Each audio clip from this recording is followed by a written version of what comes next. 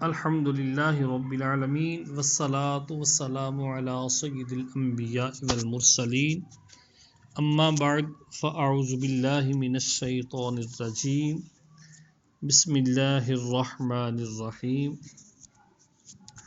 صدر الشریعہ بدر الطریقہ حضرت علامہ مولانا مفتی امجد علی اعظمی رحمۃ اللہ تعالی علیہ بہار شریعت کے حصہ نمبر 2 جلد نمبر 1 اور صفحہ نمبر 362 پر موضوع پر مسح کے بارے میں احادیث نقل فرماتے ہیں۔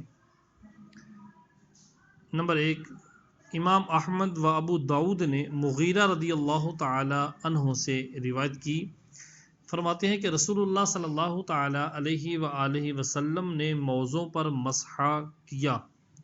میں نے عرض کی، یا رسول اللہ علیہ وسلم، حضور بھول گئے؟ فرمایا، بلکہ تو بھولا، میرے رب عز و جل نے اسی کا حکم دیا۔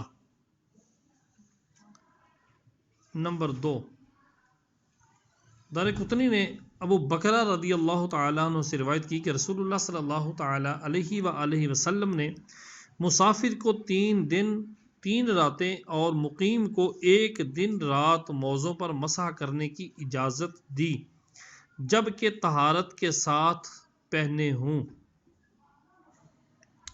حدیث نمبر 3، ترمذی و نسائی صفوان بن عسال رضی اللہ تعالی عنہ سے راوی، جب ہم مسافر ہوتے رسول اللہ صلی اللہ تعالی علیہ وآلہ وسلم حکم فرماتے کہ 3 دن راتیں ہم موضع پر مسح کریں، موضع نہ اتاریں مگر بوجہ جنابت کے، لیکن پاخانہ اور پیشاب اور سونے کے بعد نہیں۔ نمبر 4، ابو داود نے روایت کی کہ حضرت علی رضی اللہ تعالی عنہ فرماتے ہیں، اگر دین اپنی رائے سے ہوتا تو موضع کا تلا بنسبت اوپر کے مسح میں بہتر ہوتا۔ نمبر 5، ابو داود و ترمذی راوی کے مغیرہ بن شعبہ رضی اللہ تعالیٰ عنہ کہتے ہیں کہ میں نے رسول اللہ صلی اللہ تعالیٰ علیہ وآلہ وسلم کو دیکھا کہ موضوع کی پشت پر مسح فرماتے ہیں۔ موضوع پر مسح کرنے کے مسائل۔ جو شخص موزہ پہنے ہوئے ہو وہ اگر وضو میں بجائے پاؤں دھونے کے مسح کرے تو جائز ہے، اور بہتر پاؤں دھونا ہے، بشرط یہ کہ مسح جائز سمجھیں۔ اگر کوئی بندہ موزے پہنے ہوئے ہو اور وہ وضو میں پاؤں دھونے کے بجائے مسح کرے تو یہ بات اس کے لیے جائز ہے، اور پاؤں ہی دھونا یہ بہتر ہے، لیکن اس صورت میں اس کو مسح کے جواز کا علم ہونا چاہیے کہ مسح بھی جائز ہے، اس کو جائز سمجھے۔ اور اس کے جواز میں بکثرت حدیثیں آئی ہیں جو قریب تواتر کے ہیں۔ تواتر سے مراد ہے کہ نبی علیہ السلام سے لے کر آج تک ایک جماعت ایسی ہے جو مسح کے قائل ہیں۔ سرکار صلی اللہ تعالی علیہ وسلم کی احادیث آپ نے سنی، آپ علیہ السلام سے لے کر اب تک کثرت کے ساتھ لوگ اس مسح کو جائز سمجھتے ہیں اور کرتے آ رہے ہیں۔ اسی لیے امام کرخی رحمۃ اللہ تعالی علیہ فرماتے ہیں کہ جو اس کو جائز نہ جانے اس کے کافر ہو جانے کا اندیشہ ہے۔ امام شیخ الاسلام فرماتے ہیں کہ جو اسے جائز نہ مانے گمراہ ہے۔ امام اعظم اہل سنت و جماعت کی علامت دریافت کی گئی۔ امام اعظم علی رحمہ سے اہل سنت و جماعت کی علامت پوچھی گئی تو آپ نے فرمایا، تفضیل الشیخین و حب الختنین و مسح الخفین، یعنی حضرت امیر المؤمنین ابو بکر صدیق و امیر المؤمنین فاروق اعظم رضی اللہ تعالی عنہما کو تمام صحابہ سے بزرگ جاننا اور امیر المؤمنین عثمان غنی و امیر المؤمنین علی المرتضی رضی اللہ تعالی عنہما سے محبت رکھنا اور موضوع پر مسح کرنا. اور ان تینوں باتوں کی تخصیص اس لیے فرمائی کہ حضرت کوفہ میں تشریف فرما تھے. امام اعظم رضی اللہ تعالیٰ عنہ آپ کوفہ میں تشریف فرما تھے اور وہاں رافضیوں ہی کی کثرت تھی، تو وہی علامات ارشاد فرمائی جو ان کا رد ہیں. اس روایت کے یہ معنی نہیں کہ صرف ان تین باتوں کا پایا جانا سنی ہونے کے لیے کافی ہے، یعنی علامت شے میں پائی جاتی ہے، شے لازم علامت نہیں ہوتی. یعنی بعض اوقات ہوتا تو یہ ہے کہ علامت تو کسی چیز میں پائی جاتی ہے، لیکن علامت کا پایا جانا یہ اس بات کو لازم نہیں ہے کہ جس چیز کی علامت پائی گئی وہی لا محالہ یہ چیز ہے. جیسے حدیث صحیح بخاری شریف میں وہابیہ کی علامت فرمائی سیماہم التحلیق، ان کی علامت سر منڈانا ہے. اب اس کی یہ معنی نہیں کہ سر منڈانا ہی وہابی ہونے کے لیے کافی ہے، یا جو سر منڈاتا ہے وہ وہابی ہے، یا خالی سر منڈانا ہی وہابی ہونے کے لیے کافی ہے، سر منڈانی ہے تو وہابی بن گیا. اس کی یہ معنی نہیں ہے. اور امام احمد بن حنبل رحمۃ اللہ تعالی علیہ فرماتے ہیں کہ میرے دل میں اس کے جواز پر کچھ خدشہ نہیں. موضوع پر مسح کرنے کے بارے میں امام احمد بن حنبل فرماتے ہیں کہ میرے دل کے اندر اس مسح کے جواز پر کچھ خدشہ نہیں کہ اس میں 40 صحابہ سے مجھ کو حدیثیں پہنچی ہیں. 40 صحابہ کرام ایسے ہیں کہ جن سے احادیث مجھے مسح کے بارے میں پہنچی ہیں. اس وجہ سے میرے دل میں موضوع پر مسح کرنے کے بارے میں کوئی شک و شبہ خدشہ نہیں ہے. مسئلہ نمبر 1، جس پر غسل فرض ہے وہ موضوع پر مسح نہیں کر سکتا، اس کے لیے ضروری ہے موضع اتار کر پاؤں دھوئے گا، غسل کرے گا. نمبر 2، عورتیں بھی مسح کر سکتی ہیں. مسح کرنے کے لیے چند شرطیں ہیں. نمبر 1، موضع ایسے ہوں کہ ٹخنے چھپ جائیں، اس سے زیادہ ہونے کی ضرورت نہیں. اور اگر 1 انگل کم ہو جب بھی مسح درست ہے، ایڑی نہ کھلی ہو.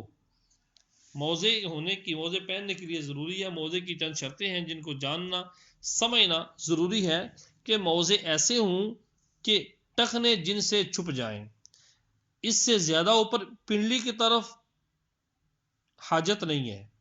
اور اگر 1-2 انگل کم ہو جب بھی مسح درست ہے، ایڑی نہ کھلی ہو، نیچے سے ایڑی نہ کھلی ہو، اور اگر 1-2 انگل کم ہے تو بھی مسح درست ہے. نمبر 2، پاؤں سے چپٹا ہو کہ اس کو پہن کر آسانی کے ساتھ خوب چل پھر سکیں.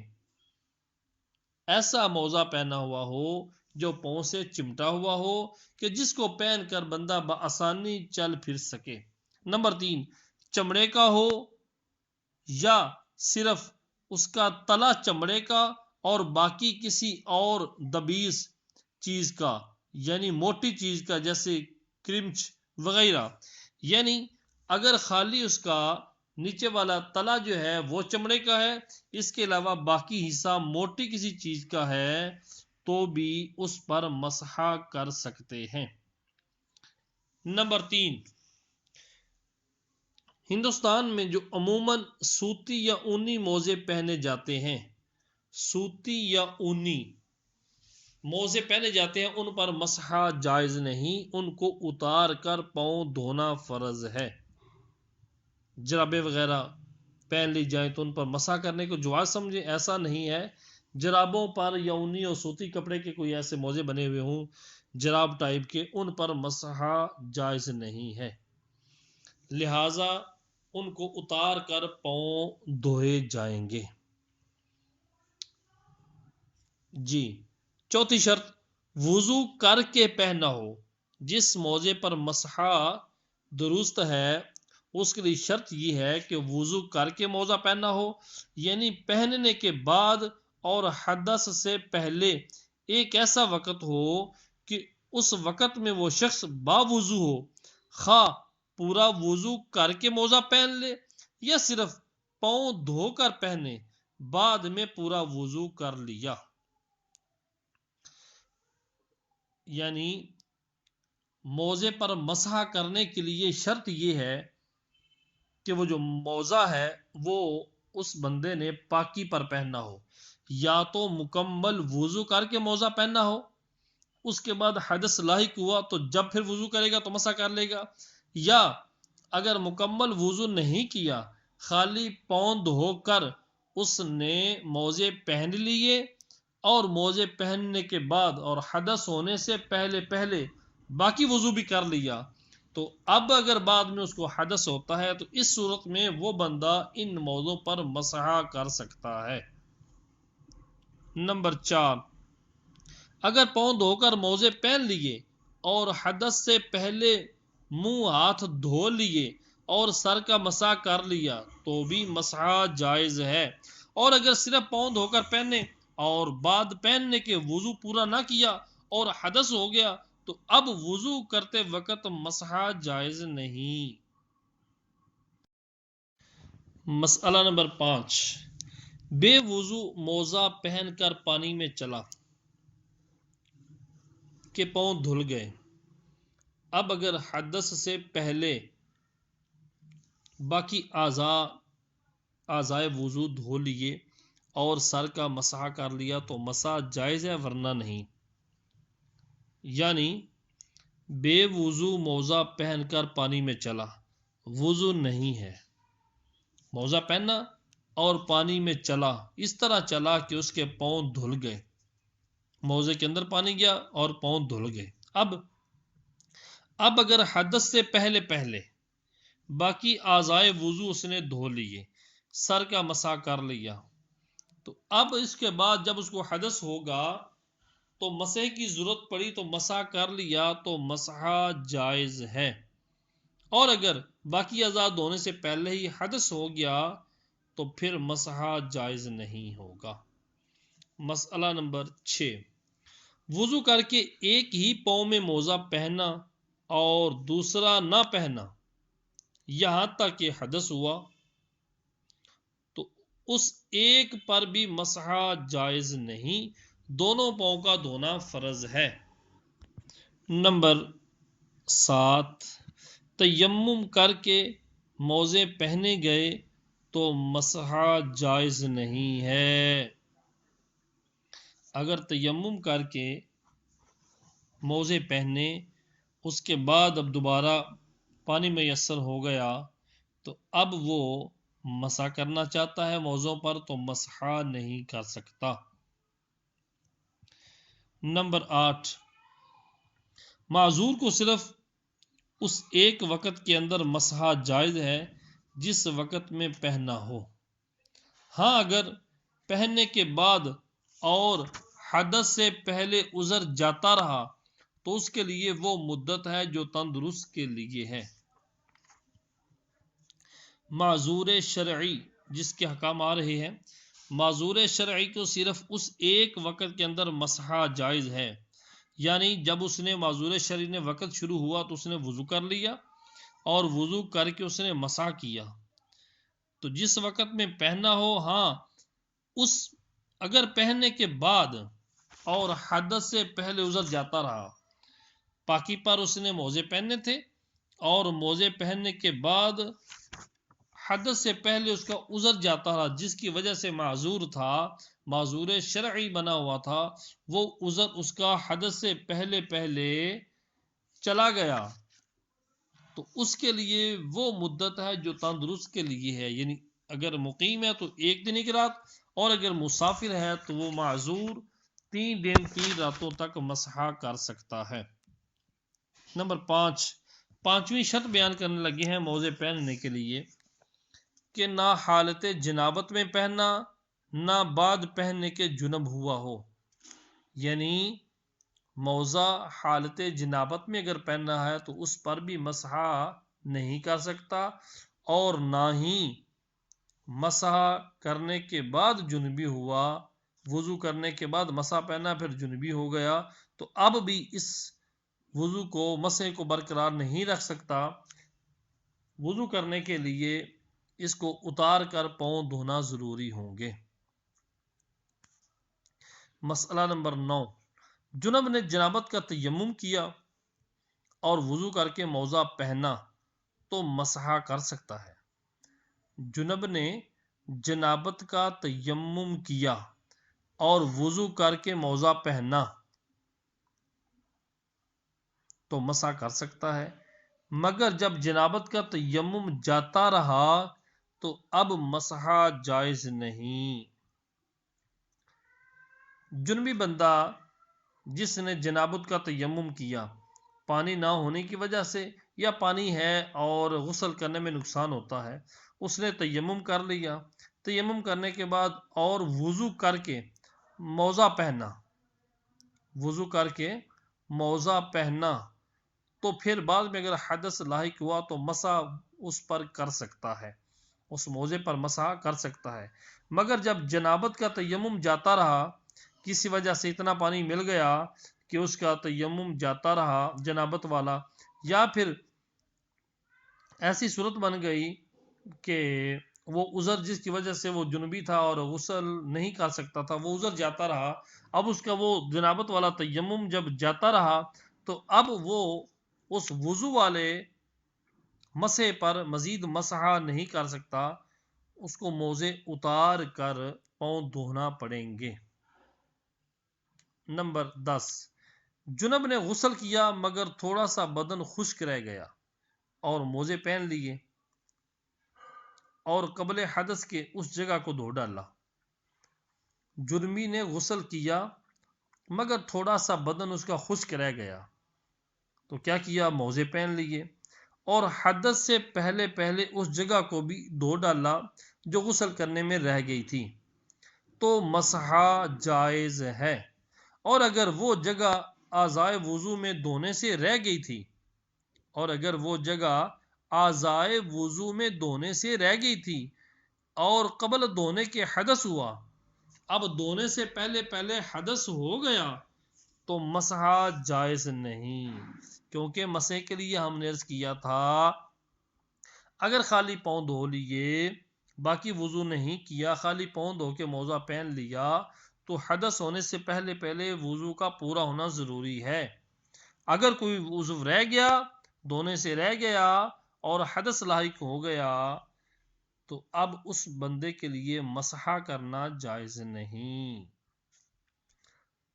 छठी शर्त मौजा पहनने के लिए मुद्दत के अंदर हो और उसकी मुद्दत मुकीम के लिए 1 दिन 1 रात और मुसाफिर के वास्ते 3 दिन और 3 रातें हैं। यानी मुकीम बंदा मौजे पर मसहा कर सकता है, लेकिन वो मसे की मुद्दत मुकीम के लिए 1 दिन 1 रात है। 1 दिन 1 रात के लिए जितनी नमाजें आएंगी, जितनी बार वुजू करेगा, हर बार वो मसहा कर सकता है। इसी तरह मुसाफिर बंदा 3 दिन 3 रातों के लिए है तो उसके लिए भी जितनी नमाजें आएंगी 3 दिनों के अंदर, 3 दिन तक उस मुद्दत के अंदर अंदर वो मसहा कर सकता है। जो ही मुद्दत खत्म हुई उसका मसहा टूट जाएगा मौजे उतार कर, अगरचे बावुजू है, मौजे उतार कर पाँव धोना उसके लिए जरूरी होगा, अगरचे के बाकी वुजू उसका कायम है। मसला नंबर 11, मौजा पहनने के बाद पहली मर्तबा जो हदस हुआ उस वक़्त से उसका शुमार है। मौजा पहनने के बाद पहली मर्तबा जो उसको हदस हुआ उस वक़्त से उसकी मुद्दत का शुमार होगा। मसलन सुबह के वक़्त मौजा पहना और ज़ोहर के वक़्त पहली बार हदस हुआ। सुबह के वक़्त पहली बार मौजा पहना और ज़ोहर के वक़्त उसको पहली मर्तबा हदस हुआ तो मुकीम दूसरे दिन ज़ोहर तक मसहा करे اور مسافر چوتھے دن کی ظہر تک۔ بندے نے فجر کی نماز کے لیے وضو کیا، وضو کرنے کے بعد اس نے موزے پہن لیے۔ اب موزے پہن لیے تو جب تک یہ باوضو ہے اس کی مدت ابھی شروع نہیں ہوئی مسح کی۔ اگر یہ بے وضو ہوتا ہے ظہر کی نماز کے وقت، جب ظہر کی نماز کے وقت یہ بے وضو ہوا، جب ظہر کی نماز کے وقت بے وضو ہوا تو اب جب یہ وضو کرے گا تو موزے پر مسح کرے گا۔ اب یہ ٹائم نوٹ کر لیں، اب اس کی مدت مسح شروع ہو گئی ہے، مدت مسح اب شروع ہو گئی ہے۔ اور مسافر بندہ اس کی بھی مدت تو شروع ہو گئی، لیکن وہ چوتھے دن تک ظہر تک جتنی نمازیں آئیں، جتنی بار وضو کرے موزوں پر مسح کر سکتا ہے۔ مسئلہ نمبر 12، مقیم کو ایک دن رات پورا نہ ہوا تھا، آج ظہر کے وقت اس نے مسح کیا، تو اب ابتدائے حدث سے 3 دن 3 راتوں تک مسح کر سکتا ہے۔ یعنی مقیم تھا اور ایک دن ایک رات ابھی پورا نہیں ہوا، ابھی 2-3 نمازیں گزری ہیں کہ اس نے سفر شروع کر دیا اور سفر شرعی کے لیے گھر سے نکل پڑا ہے، تو اب یہ 3 دن 3 راتوں تک مزید مسح کر سکتا ہے۔